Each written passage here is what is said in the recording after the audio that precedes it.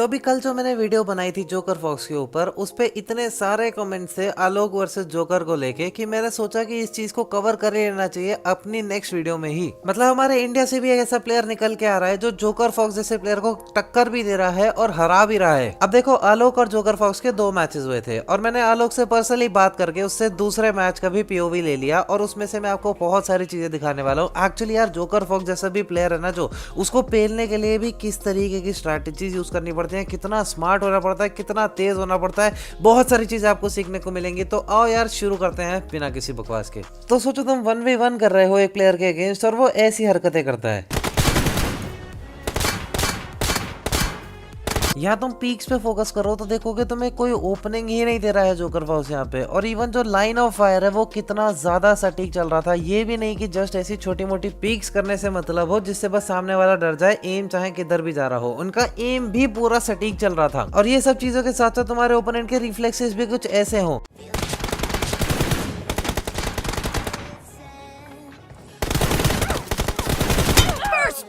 For the red team. और केवल reflexes नहीं, स्पीड देखने के लिए भी यहाँ पे देखो आलोक को इस बॉक्स पे चढ़ने में कितना ज्यादा टाइम लग रहा है। और यहीं पे जब जोकर फॉक्स करता है तो देखो ये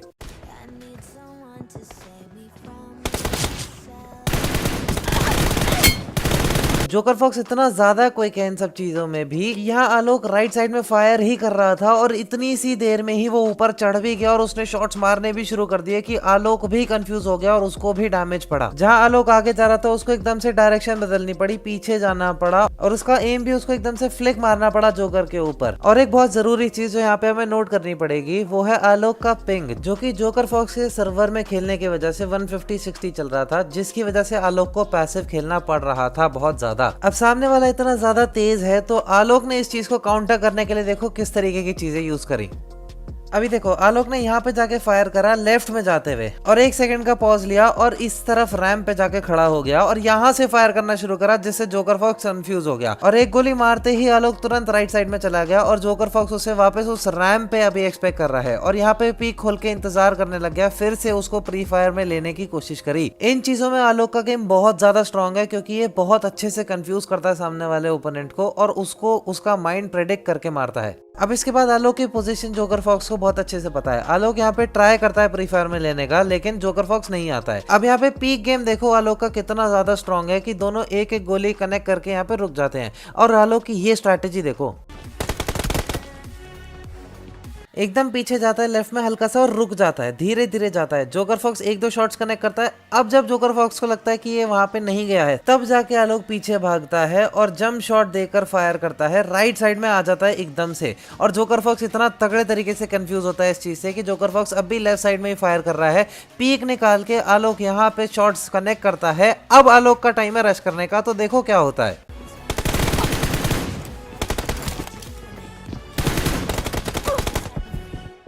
जोकर फॉक्स की जंप की टाइमिंग देखो, जैसे ही आलोक ने फायर करके हल्का सा राइट साइड की तरफ जा रहा था वैसे ही जंप लिया, उसको एकदम से कंफ्यूज करा और सारे शॉट्स कनेक्ट कर दिया। आलोक को कोई मौका ही नहीं दिया मारने का। और ये सब भी तब जब आलोक का अपर हैंड था फाइट में। अभी ये देखो इतना ज्यादा इवनली मैच थे दोनों के दोनों प्लेयर्स। पहले आलोक ने यहाँ पे डैमेज खा लिया तो इंगेज कर रहा है, थोड़ा सा आगे आने की कोशिश करता है जोकर, लेकिन पूरा फाइट में अंधा पुश नहीं कर पाता है। यहाँ पे आलोक हील हो जाता है। अब इसके कुछ देर के बाद में ही जब आलोक उसको डैमेज दे देता है, कुछ सेकंड्स में ही रोल्स रिवर्स हो गए। यहाँ पे जोकर फॉक्स ऊपर है, उसको डैमेज पड़ा हुआ है, लेकिन आलोक इस बार पुश नहीं कर पा रहा है अंधा। इनका यही चक्रव्यूह सा चलता रहता है बहुत देर तक। जिसके बाद यहाँ पे देखो आलोक की स्ट्रैटेजी, राइट साइड में गया, उसके बाद में टर्न लिया, लेफ्ट साइड में एक कदम चल के जिगल देने लग गया, जिससे कि फुटस्टेप साउंड आया। जोकर फॉक्स कंफ्यूज हो गया, उसको लगा आलोक लेफ्ट साइड में है और जोकर फॉक्स पूरा राइट साइड में इतना बाहर आ गया कवर के। इन चीजों में आलोक का गेम बहुत स्ट्रॉन्ग है कि जोकर फॉक्स जैसे प्लेयर्स को वो ऑफ गार्ड पकड़ लेता है, उन्हें तक कंफ्यूज करके इतना सारा डैमेज देके अपर हैंड गेन कर लेता है फाइट्स में। और ये मैच बहुत ज्यादा इंटरेस्टिंग इसलिए भी था क्योंकि आलोक को यहाँ पे डीसिंग बहुत ज्यादा पड़ रहा था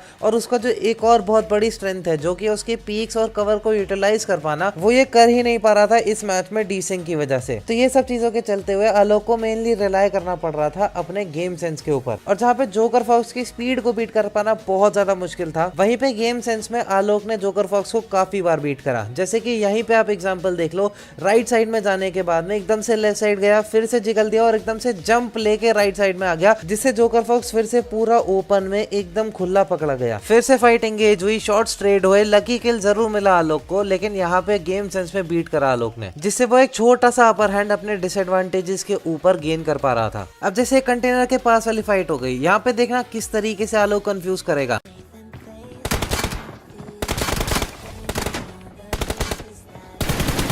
फिर से बार बार जिगल देना, फिर हल्का सा लेफ्ट की तरफ मूवमेंट देना, फिर राइट में जाके जंप लेके फिर से कंफ्यूज कर देना। लेकिन फिर भी यार जोकर फॉक्स एक बीस्ट है भाई, इतना डैमेज खाने के बाद में भी ऐसी सिचुएशन में भी इतना सारा डैमेज आलोक को दे गया। और जब जोकर फॉक्स प्रेडिक्ट कर लेता था तो वो ऐसे मारता था कुछ।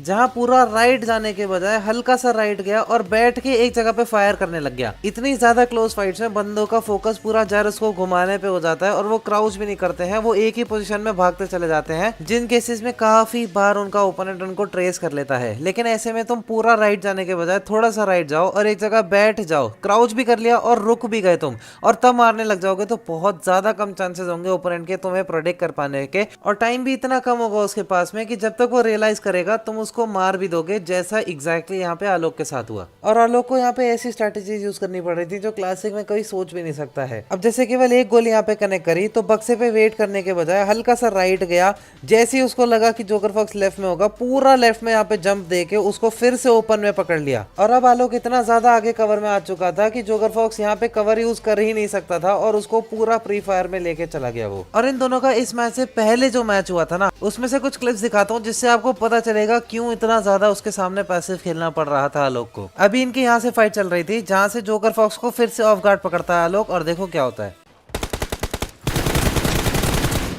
एक बार रिएक्शन स्पीड देखो यहाँ पे जोकर फॉक्स की, वो भी तब जब आलोक को पोजीशन बहुत अच्छे से पता थी और जोकर फॉक्स यहाँ पे कंफ्यूज था। कितनी जल्दी उसने देखा, कितनी जल्दी रिएक्ट करके कितना सारा डैमेज भी दे दिया। जोकर फॉक्स आलोक को कंफ्यूज होने के बाद भी कैपिटलाइज करने का मौका नहीं दे रहा था पूरी तरीके से कि वो पॉइंट ले जाए। उसके बाद में भी उससे पूरी मेहनत करवाता था, अच्छा खासा डैमेज उसको दे के जाता था, और इतना ज्यादा ध्यान रख के अप्रोच करना पड़ रहा था आलोक को भी कि अगर वो हल्का सा भी एम मिस करता तो ऐसा होता।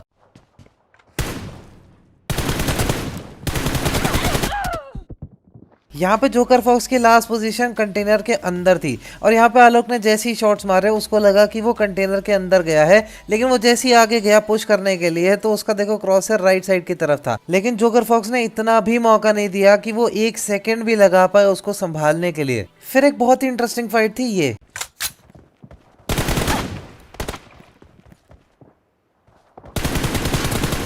अभी यहाँ पे आलोक ने भी अच्छा खासा डैमेज दे दिया था, लेकिन जोकर फॉक्स की स्ट्रैटेजी देखना है।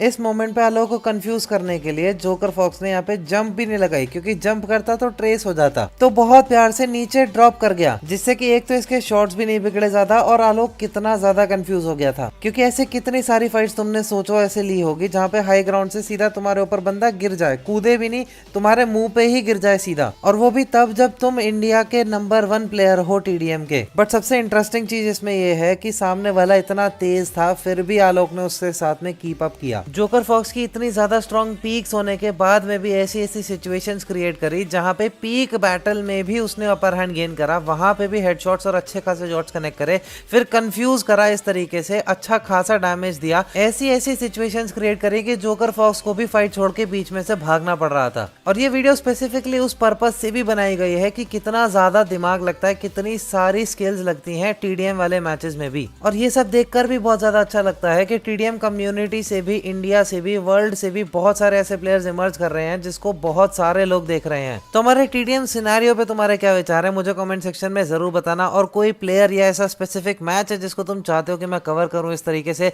तो उसमें भी मेरे को जरूर से बताना, और लोटस 365 को जरूर से चेकआउट करना, और मिलते हैं नेक्स्ट वीडियो में। तब तक के लिए बाय बाय।